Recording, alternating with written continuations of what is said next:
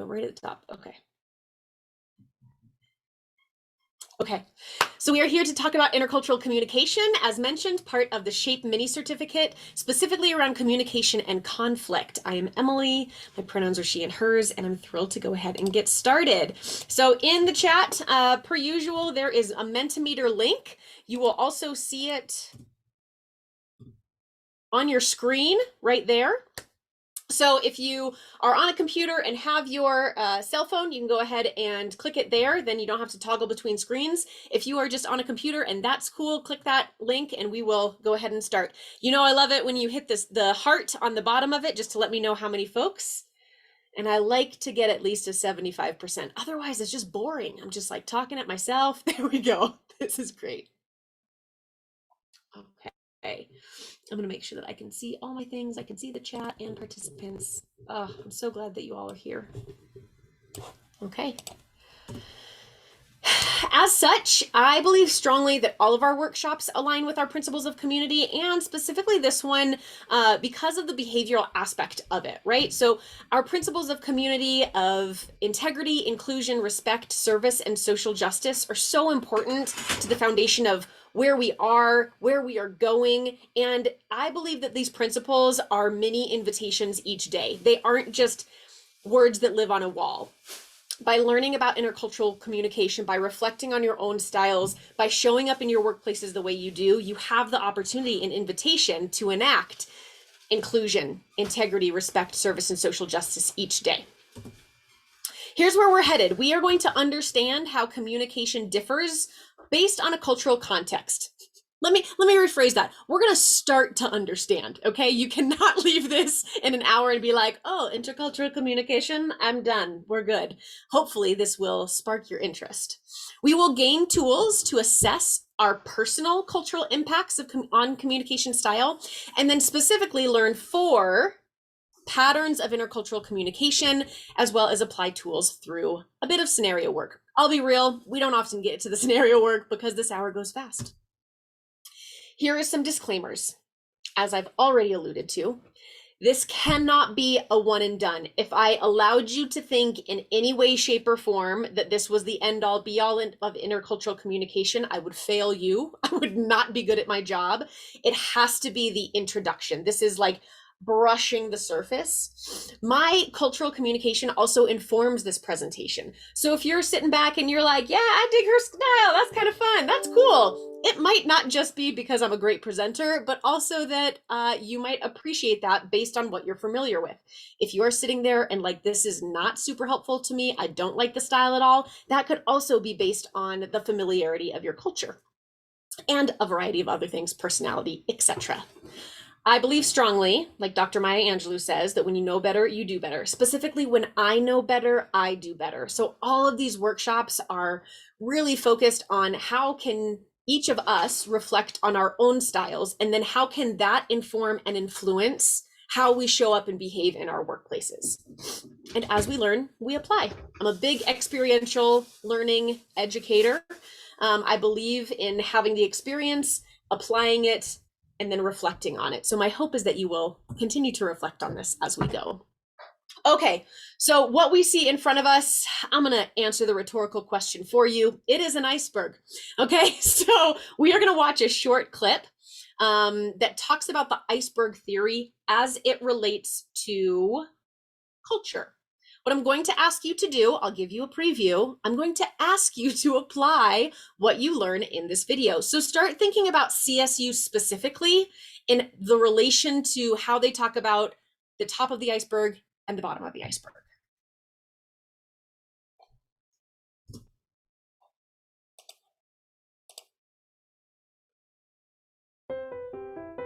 In his book, Beyond Culture, Edward T. Hall developed the iceberg analogy of culture.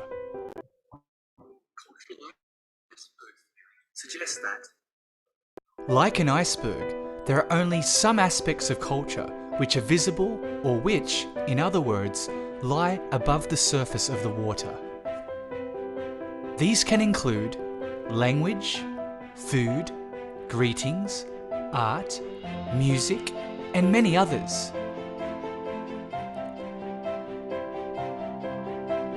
These are the explicit manifestations of culture. They are easy to see, taste, or hear. But according to Hall's theory, these are only the majority of culture, like an iceberg, lies beneath the surface. These aspects are not immediately visible. They can include worldview, religion, spiritual beliefs, decision-making models, power relationships, respect for authority, concepts of time, and many others.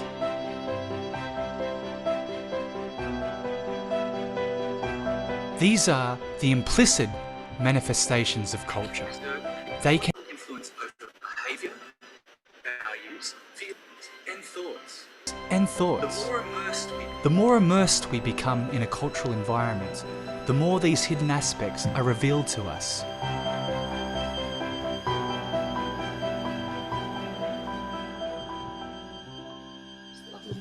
Beautiful. He describes it in a lot more concise than I usually ever do. So I want you to think about CSU as an iceberg, okay? What are the top things, right? What are the obvious things that anyone who was checking out our school to go to, thinking about possibly working here, based on the video, what are aspects of CSU culture that are above the water? So take about 30 seconds. It's going to populate in this fun word cloud.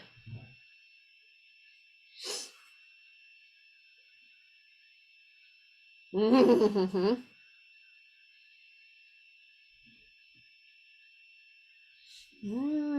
Ooh, yes. So I'm seeing like, I've seen sustainability on our website. We pronounce it. We are leads in so many of our business or our buildings.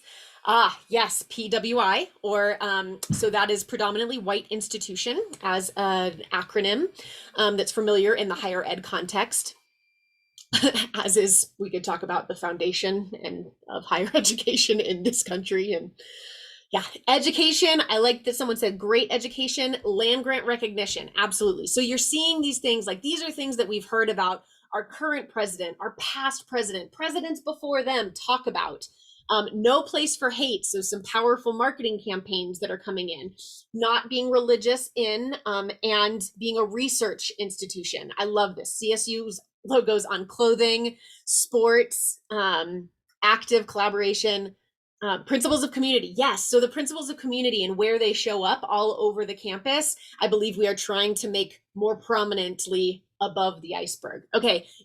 You did this one better than most groups that do. It's usually like, so now here's the challenge, right? Because I asked about CSU, and this is going to be based on some of the areas where each of you are located. But I want you to think about what are aspects of CSU's culture below the water. So again, think about power structures, communication, decision-making, some of those like more insidious, I don't know if this insidious has a negative connotation. It shouldn't though, like below the water aspects of it. Another 30 seconds.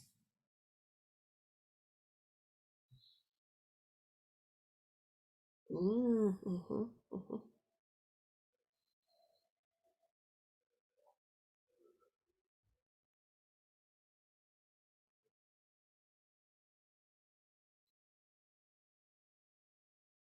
Mm-hmm, mm-hmm.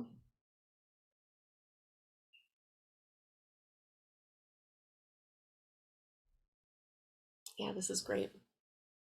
So things I think about, the first one that came up that's powerful, food insecurity. Upwards of 20% of our student population and our staff and faculty, we don't want to negate the experiences across, identify or have experienced food insecurity. And we're trying to do more around that and make it more above the culture, right? Or above the iceberg, excuse me.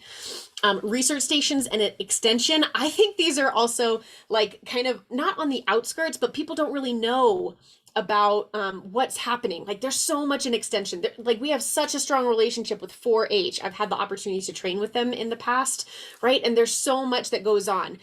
Ooh, commuting, student affairs and what happens kind of within it, the donors and funding and what the impact is. I appreciate that someone put hierarchy of power. So It is a presidency, right? There's a board of governors. There is if I email the president, I probably will not get a direct response. If a student emails the president, they might get a direct response if we are student centered. I don't know, right? But these are the things, the communication. We're a highly email focused culture, right? So all of these norms around how we communicate already, right? These are powerful. And this gives me a lot of insight into maybe some experiences that are in the room that might have been hurtful too, right? So I just saw just learning English. I actually read it first as like just learn English. And so I'm wondering if there's some experiences of microaggressions that have happened that I know happen across campus. But like being a place that attracts international students or non-English English as their first language, so like English as their second or third language or fourth. You all are just keeping them coming. This is fantastic. Student leadership. Oh, I would love to see that more above the iceberg and be something that we're prominently known for. Lack of onboarding. Y'all know. Okay, this is helpful. This is helpful. So when we look at culture, I'm going to give you an obnoxiously long definition of it, but here are some important components about how culture is transmitted. It is learned actively and passively. So it is taught, right?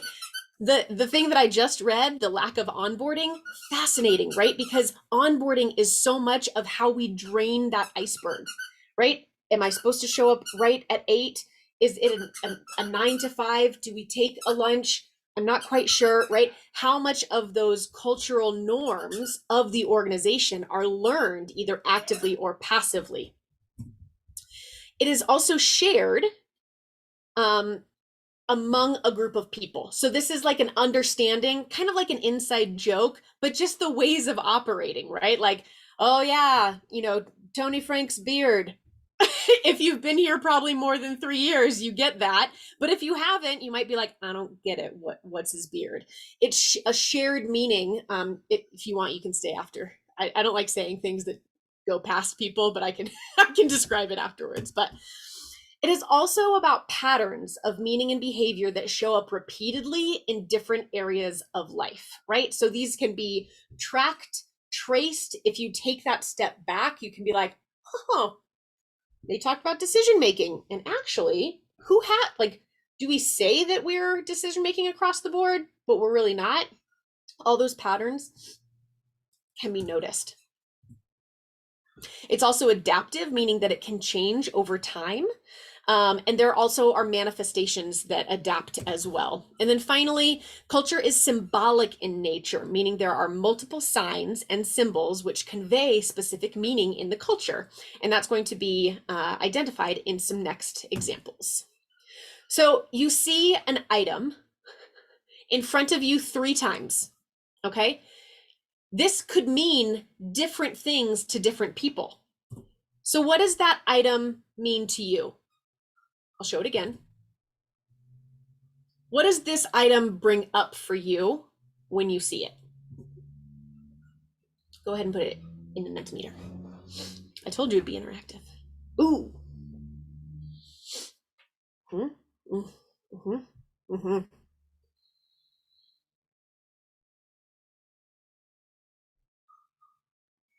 This is great. So we're seeing adventure, outdoors, travel, homelessness, need for housing, high school, backpacking boldly, hiking, etc. For many people, based on your experience, based on what is familiar, it could mean different things. So this is an actual ad that's from a banking organization. It could mean adventure, fear, or debt. It means different things to different people. Let's try one more. This item, 3 times. What comes up for you when you see this item? What could it mean? What could it represent?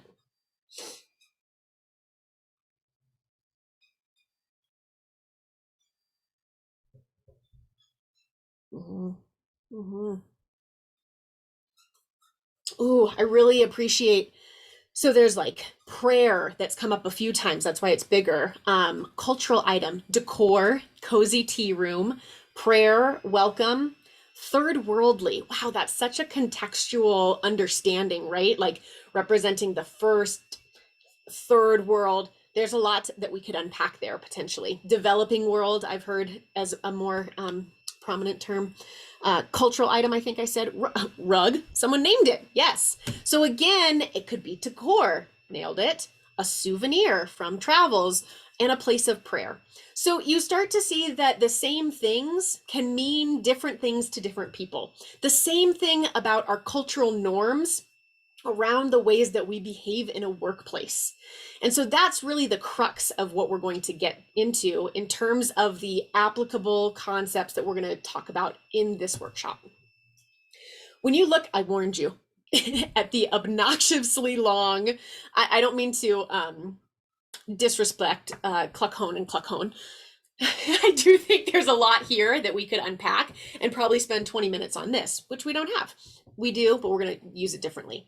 Culture is the sum total of shared values, beliefs, meanings, symbols, attitudes, languages, patterns of thought and behavior, emotional expressions, products, artifacts, aesthetic standards, and styles of communication. That's where we're going to focus today. All of which have been created by a group of people, which are transmitted, learned, and internalized. As mentioned, this can shift and change, but it takes time. Cultural organizational change takes 7 to 10 years of continuous, consistent intervention. That is a long time. And so you see a number of organizations really having a reckoning, coming to understand our socio-political world and how inherently oppressive some experiences or workplaces have been, and really have to come to terms with how do we shift and change this culture. And first, it's by being able to look at what are our cultural norms and how do they align for everyone. Here are some problems with intercultural communication that are just there and we need to reckon with ourselves. People are more than their culture, right? It can be easy to see an individual, make some immediate assumptions. Race, gender, and age tend to be the 3 indicators that we make a lot of assumptions, and then they speak, and then we're getting all this other messages, which implicit bias is a whole nother workshop that I encourage you. It's actually next week. You can come to it next week. But people are people, they're more than their culture, and they are inclusive of their culture, right? Cultural patterns are also integrated, so then it gets kind of like icky and messy, and you can't just, suss it out and compartmentalize like this and this and this. They interweave. They're also dynamic, which we talked about, meaning evolutionary and changing. And then the cultural patterns can also be contradictory. I'm going to leave that one there because I want to say it, and then you can ask questions about it later, but that's a whole nother workshop that we can kind of unpack. And if we get into the examples of it, I'll talk through it. Here's something that I want you to leave with. I saw a couple people writing notes. I appreciate that. It makes me think that the things that we're talking about are important enough. Here is the crux. We default to our own cultures because they are familiar. This happens psychologically. This happens with attachment styles. This happens even if we kind of hate it, but it feels familiar. Okay? We default to our own cultures because they are familiar. It is when we favor ours and judge others where the issues arise. So this means that if I'm in a position of power at my place of work, say I work at the bookstore in the Lory Student Center, right? I oversee a staff. I have onboarding capabilities. I have them come through training. What I choose to put in front of them, what I choose to set as expectations, all are not only probably indicative of my culture, but they set a precedence for how. Now, it can't be all things to all people, but when things are co-created, it tends to take more in account of the multiple cultures or aspects that are in the room. So we'll talk about some of these examples as we go to it. This is part 2. These are the cultural dimensions that we are going to talk about, specifically those 4 that I mentioned. So this is how this is going to go. We will watch a very short clip, again, by a brilliant person who just tells it and says it more succinctly than I do with a cute video. We will then reflect on it, and then we will discuss it via Mentimeter and apply it. Okay. So the first one up is power distance. As I mentioned, we are focusing on the interpersonal, communicative aspects of intercultural communication. So these are all, these are 4 specific ones. There are more than 4, but these are 4 specific ones that I really felt that we see and feel in the workplace a good amount.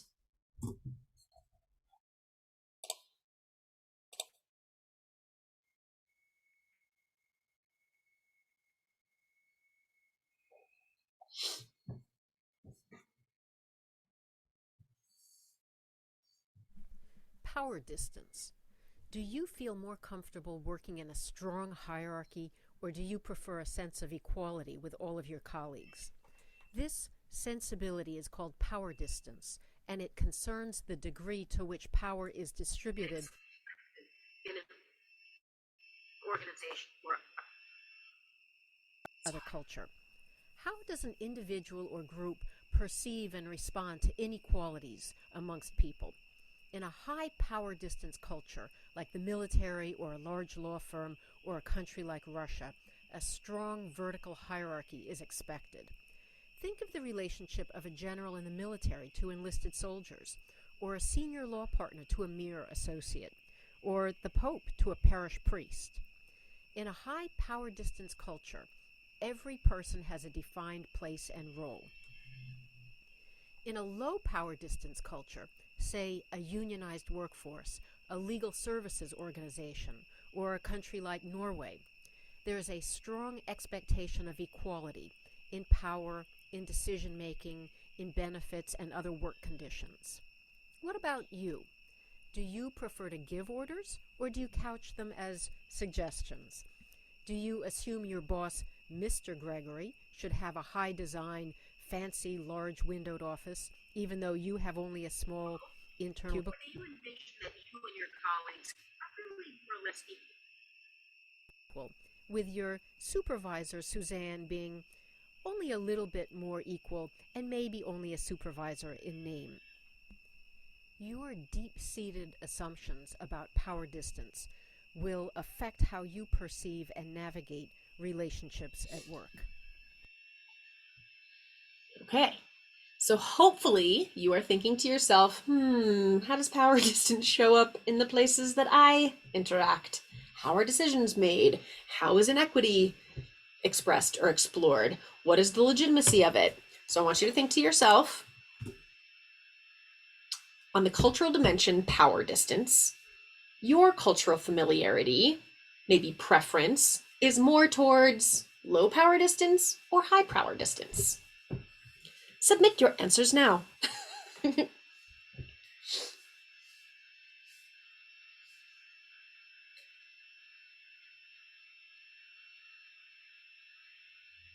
As you all are reflecting and thinking about these, I really want to make clear that while the US falls on different places on these concepts that we are talking about, there's actually a cool website that talks about all the different countries and what they are more familiar with.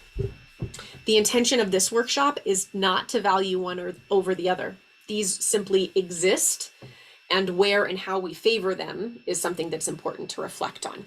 So with 11 of us answering these questions, and if you're like, how do you even get to Mentimeter? I'm going to put that in one more time. You can see that we're kind of all over the place, right? So one person really prefers a lower power distance, right? Really wants things to be equal, to be collective, collaborative all the time, all of potentially, right? This is what low power distance could look like. Some are like, yeah, I appreciate low power distance, but I also want to know who's in the role, what's going on with the hierarchy, have some explicitness around that. And then, there's also some preference for a higher power distance, right? People are doctors because they've gone to school for 14 years. They should have, ability to access drugs and prescribe them, and other people should not, right? Not that that's the only example of power distance, but there is, like, when folks respect and understand a high power distance, there is some understanding and rationalization of, well, they got to where they got, or they're making the decisions because they have maybe different experience, access, degrees, etc. Again, one is not better than the other, and different ones really fit different organizations more for maybe what the goals of the organizations are. All right, so that was dimension number 1. Dimension number 2, direct and indirect. This is one of my favorites to reflect on. Fun note, each of these 4, my partner is usually the exact opposite than I am, which makes our relationship very intercultural and very fun. At times challenging. Let's, say the whole thing of it, right? Okay. Did I play it? There we go.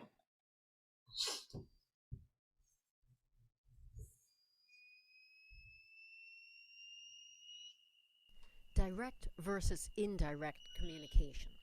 Different cultures favor different communication styles. A direct communication style is one in which the burden of communication is on the speaker. That person is expected to be clear, get to the point, be specific. A good direct speaker is one who ensures that the listeners understand what is being said.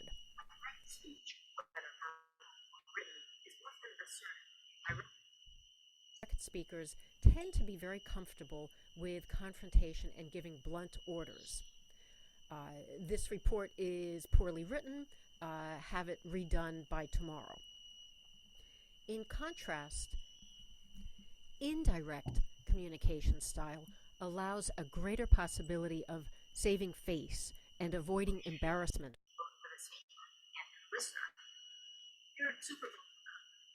Supervisor comments that this project needs to be finished up this weekend. That's a rather indirect way of asking you to work this weekend. He could more directly ask, so can you come in on Saturday? And your very direct answer might be a simple no. However, you could indirectly answer with, my mom is having her 80th birthday party on Saturday. If your supervisor is also an indirect communicator, he will know that you are clearly indicating that you cannot work this weekend.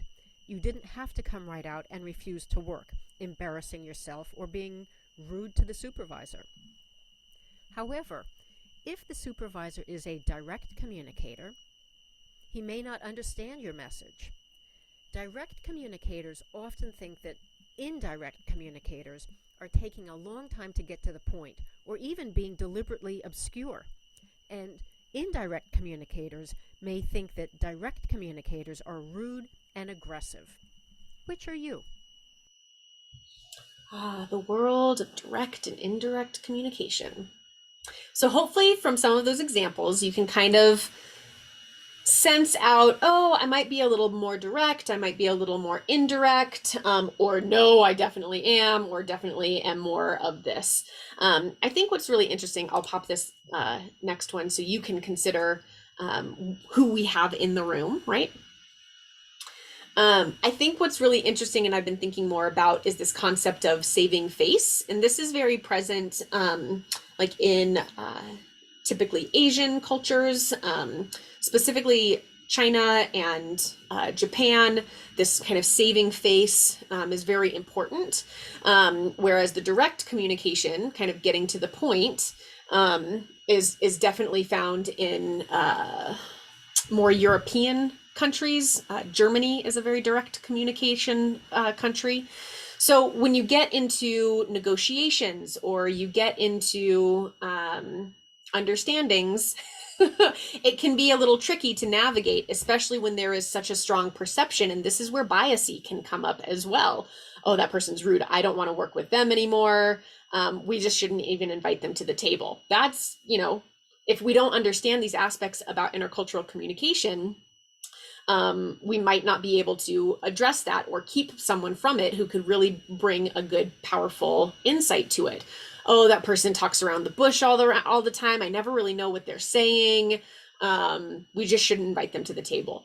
So those kind of things really can keep people out, and understanding that there's a direct and indirect, and asking for what you need can sometimes be a powerful help. This is really interesting, right? So 10 folks responded, and we are just about in the middle of the cultural familiarity being more indirect or direct.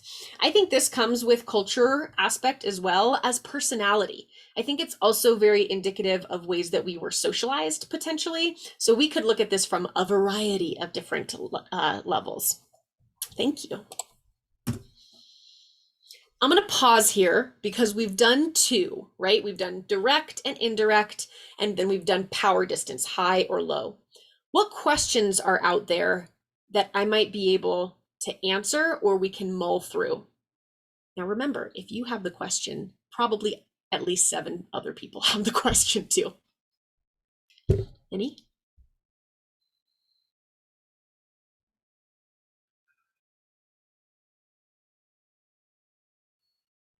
Okay. They tell me to wait double time on Zoom, but it's hard. So, especially with our time. Okay, so we're going to go on. Use the chat if you have questions or insights that you want to share. So the third aspect that we're going to talk about is individualism and collectivism, or me versus we.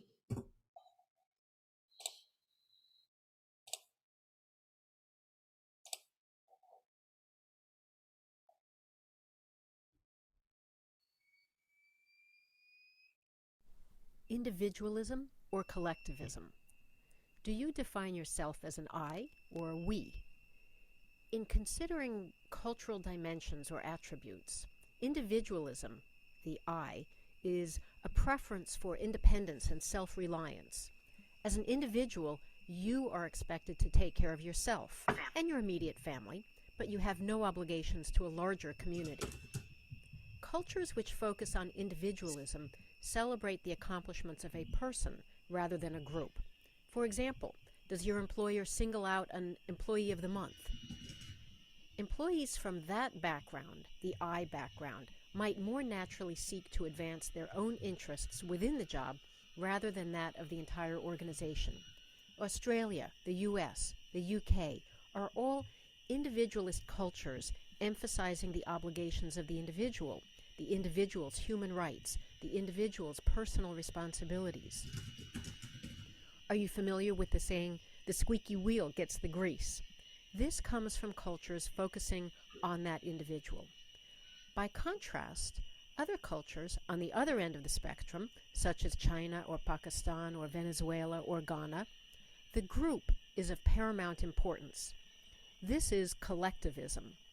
An individual is expected to be loyal to that group and not advance his or her own personal interests at the expense of the group. To operate outside the interests of the group is considered downright shameful, both to the individual and that group, whether family or work-based. In fact, in Japan, a collectivist culture, unlike the squeaky wheel, the nail that sticks up will be hammered down. In a workplace favoring collectivism, relationships at work are considered to be family-like. The employer offers protection in exchange for loyalty. An employee with poor skills would not be dismissed, but probably move to another position. On the other end of the spectrum, employers and employees favoring individualism see the work relationship strictly as business. An employer reasonably may terminate an employee for poor performance, and a successful employee will frankly consider accepting a better pay offer from a competitor. These contrasting values can seriously impair communication and expectations at work. So which are you? Are you an I or are you a we? And what's your employer?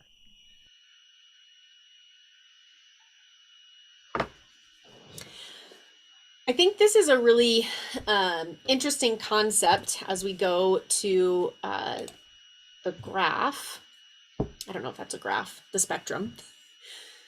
So as you're reflecting on this and answering, I think that this is a really interesting one that is very organizationally based and maybe even industry based, right? So I think about research, right? This concept of publish or perish, that You might be working with other people, but you need to get that tenure. You have a lot of pressure to produce, kind of individually recognized for your achievements. The doctoral process is not a collective, to my knowledge, process, right? There's a lot of individualism that's favored. Whereas collectivist, right, might be, I think you hear about this a lot in like even sports. So soccer being a very collectivist nature that everyone is doing and passing and very quickly that you all have to collaborate and work together. I think an industry that might be really collective, I think about, I haven't totally sussed this out, but like social work, right? So social work kind of needing to work and operate collectively with all these different bureaucratic systems, really in the welfare of the group. I think also we really consider regionality when looking at this. The pandemic, I think, has provided some really necessary aspects to understand individualism and collectivism as we see the responses to the pandemic, and the tracking of prominence or transmission. People's responses to things like mask wearing for the good of everyone or individual rights, right? So I think we really see a lot of this come up. And as someone who was socialized in the US, I appreciate individual recognition, right? I appreciate the contributions. I want to be paid for the work that I'm doing. And it's really important for salary equity to be seeing across the board that we're really looking at collectively, how can we rise the tide to rise all ships, right? I think that's the movement around inclusion and equity, moving in a differently collectivist aspect, not only and solo. So challenge me on that. Stay afterwards. We could talk about it, but I really, really have been diving more into this individualism and collectivism aspect. Whew, that time is skirting by fast. We are going to go to our fourth and final concept, the time and relationship continuum.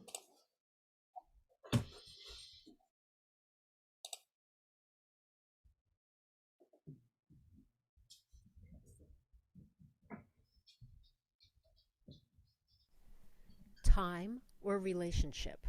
How do you or your company approach work? Are the people or the task more important? Which takes precedence? On one end of this cultural spectrum is a strong focus on time and task. Nurturing your relationships with coworkers or clients is much less important than simply getting the work done and getting it done quickly. Get to the point, cut to the chase. What's your bottom line?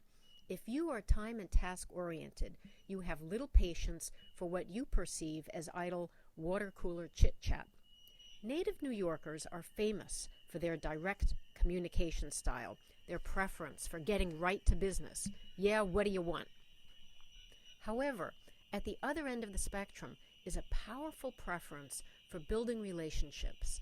In relationship-oriented cultures, such as Mexico, maintaining a harmonious relationship with coworkers and customers takes definite priority over accomplishing mere tasks.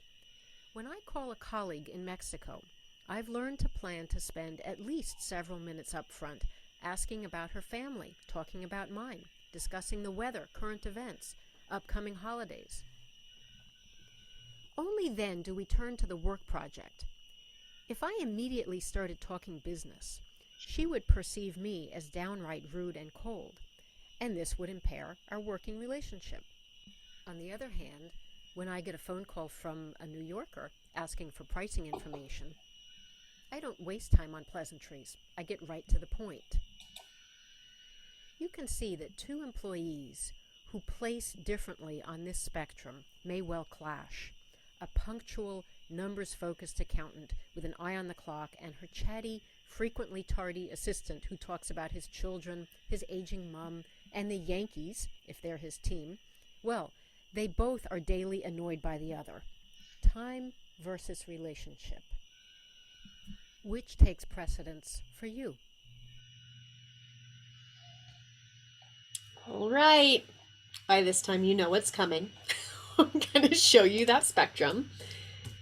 And then think about for yourself, which aspect is your cultural familiarity or preference lean towards on the spectrum, relationship, or time? I think like so many, this can be really influenced by the environments around us also, in terms of what is necessitated in those environments. So I think my partner's work is a really interesting case study. So she works at Amazon in safety, and her first location, she had a counterpart who was very relationship focused, and she is very time focused. And so his potential was, you got to make the relationships because work gets done through relationships, and then they'll be there when you need to. So maybe you need to focus on relationships a little better. As a woman of color, she found some thoughts about this, but is very time oriented, time sensitive, and really values and appreciates being on time, getting reports in on time, producing, and productivity, and the work speaking for. I shouldn't need great relationships when my work is doing for that. I'm dichotomizing a little bit, right? So I want you to want you to hear that. But it was really interesting having her come home and talk about these different tensions that they have when neither is right or wrong. And it is thinking about the aspect, because I think Amazon has this interesting work environment where her desk is not boundaried by anything. And so people come up and talk to her all the time and, shoot the junk and hang out. And she's like, I got to get this report on. Doesn't anyone else have to get this report on? And Amazon is very, focused on metrics and time and data and continuing on. So it's interesting also the values that are being communicated in different ways versus the environment, behavior, etc. Just fascinating to think about. So I want to go back to the fact that this workshop is part of a supervision and management workshop series, specifically around communication and conflict. So when we look at this question, how do power and expectations play into this? I want you to think about that example that I gave at the beginning, right? Being a supervisor in the bookstore. So how do power and expectations play into this? You get to make choices. Actually, how do you think power and expectations play into this? Can I have two brave souls see if it makes sense in my mind the way it might make sense in yours? We'll build it together.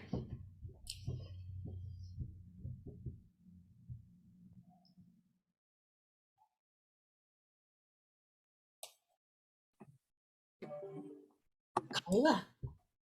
I'll come off. Power is like being in control and having the ultimate say over what everybody does and how they do it, whether you're taking in consideration what they're saying will work better or not. It's your way or the highway, basically. Expectations can be set. I expect, these are the things I expect to get done in this month or this week. How you choose to get to those final solutions and get there is up to you, and it kind of empowers the employee versus controlling the employee. That's great. Thank you so much, Carla. I appreciate it. Anyone else want to come off? And Carla did kind of nail it. So what's really important about this is in our hierarchy, right? Because we tend to have hierarchies, at least at CSU, a supervisor, whether it's a coordinator, senior coordinator, manager, assistant director, faculty member, associate vice president, right? We know that there is a ladder. And so the power follows the ladder, and those folks get to really say, kind of as Carla mentioned, my way or the highway, and or how we impart power goes about things differently. What I mean about that is you have a job description that you were hired to do.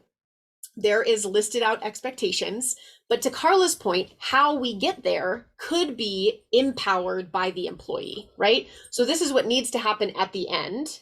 How you get there can be up to you, right? Or up to your team.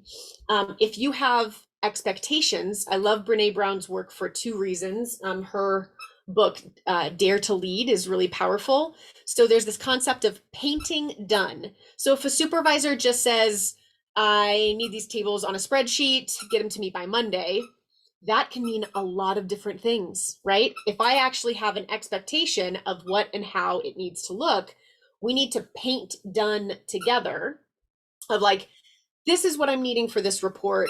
How are you seeing it? oh, I think we could use a pivot table for this and we could use a pie chart for this. I think that could work really well. Go ahead, right? It also can suss out any feedback or misses that I might have. But in power-oriented relationships, it can be hard if that invitation isn't extended to really be participative in those expectations, participative in the how things go. So this really connects to the workshop around feedback, because Brene Brown also says clear is kind and unclear is unkind, right? So that kind of goes to direct communication and indirect. It's not, direct is not unkind, but it can be considering how this works in relationships and in specifically power relationships. Thanks for coming off, Carla. Okay. So we have 10 minutes. So we are going to have time for this scenario. I'm going to give you 2 minutes to reflect, meaning that I'm going to ask you to answer this. And on the Mentimeter, you should be able to have a text box where you can write or respond a sentence or two. So here's the scenario. A staff member continues to show up late. How might you approach it? And then we're going to look at those answers from an intercultural context.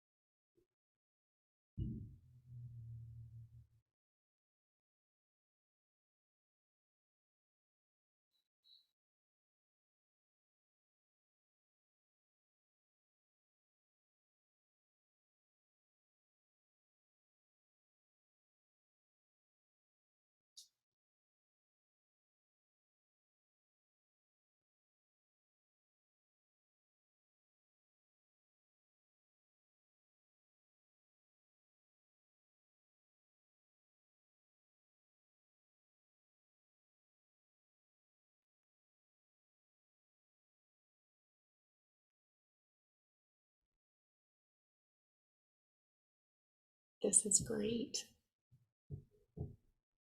We'll wait for a few more and then start reading them out.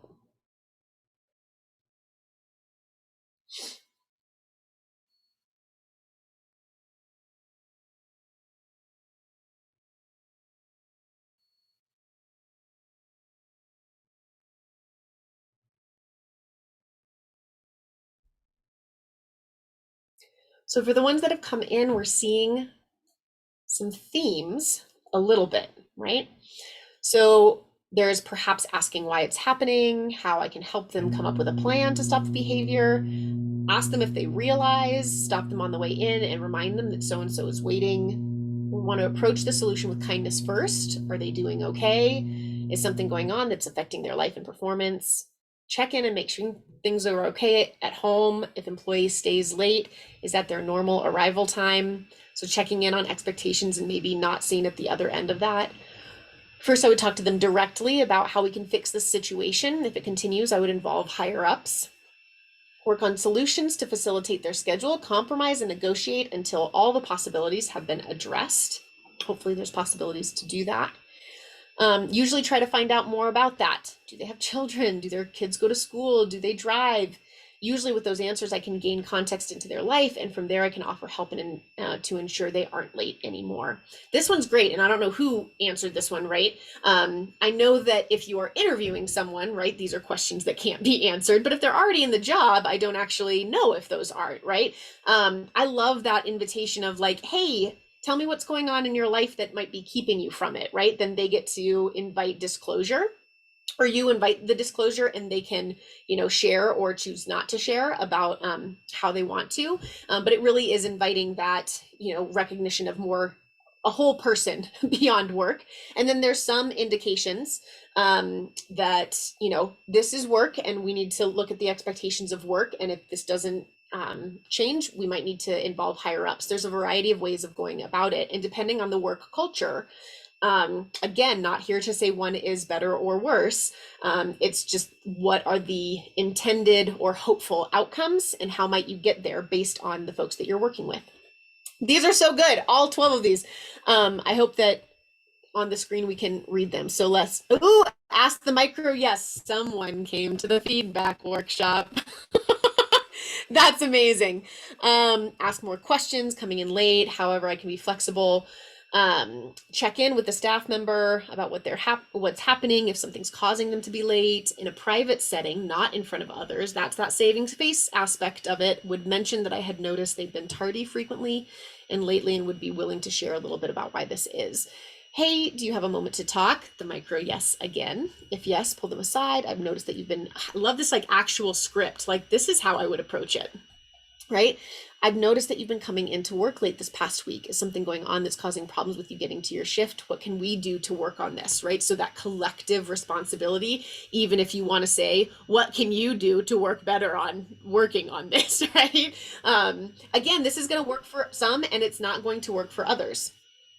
Yeah, I think we covered most of these. If I forgot yours, I apologize. So strategies to uncover intercultural communication misses.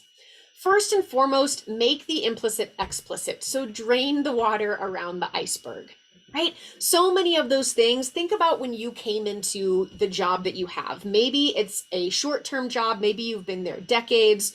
If we remember back, how did we come to understand these expectations? Was there a person that you could go to and ask questions for, right? How do we not necessarily over communicate, but communicate substantially enough to let them figure some things out on their own, but then also feel like they have folks with whom they can talk about and understand. So consider onboarding, right? Communicating expectations and then co-creating the expectations around how those are completed. I strongly believe in connecting one-on-one when possible and being present during those. This can be as short as 5 minutes, right? 5 minutes of quality time with my supervisor could sustain me all week. And that might be true for some employees and it might not be true for others.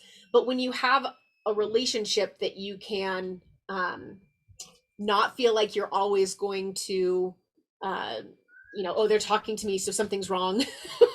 Right? If you can ease into that, it makes it more possible to have the conversations that might be harder after all.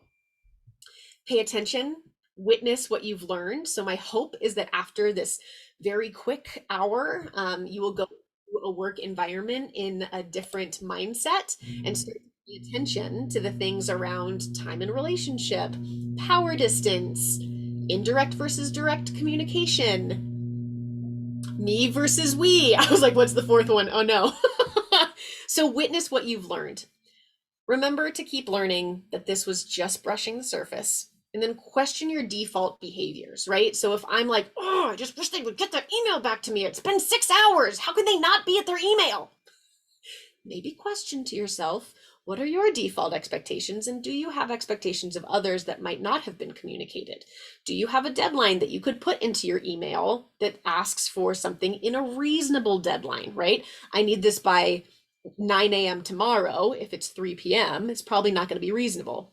Thinking about your default behaviors and what are reasonable expectations. And then make this part of the conversation. I would love to hear about folks who bring it to their staff meetings or to have it in their one-on-ones. Hey, I just went to this workshop and I was reviewing the slides and thinking about, some of the ways we go about things. Are things working for you? Because here's some things that might be sticky for me, and it could be cool to work on this together. I feel like an emoji right now, that like, I don't know. Okay. We have been a good amount of places today. So here's the little rewind. We started by talking about the iceberg concept of culture, recognition that we favor what's familiar, and if we are in positions of power and judge what is unfamiliar, that it can have consequences that are oftentimes inequitable and sometimes unfair. How do we make the implicit explicit? And know yourself to know others, be able to witness what we've talked about today, and then approach with cautious curiosity. I find so often that where we invite questioning, I saw a lot of questioning coming through in the how you would approach someone being late. How do we invite an opportunity to not write the story ourselves? And we bring each other into the conversation so we can work on it collectively. I want to say thank you so much for being here for the workshop. I'm going to give you that QR code. Oh gosh, I lost someone already. Don't leave quite yet. But I am going to stop the recording now.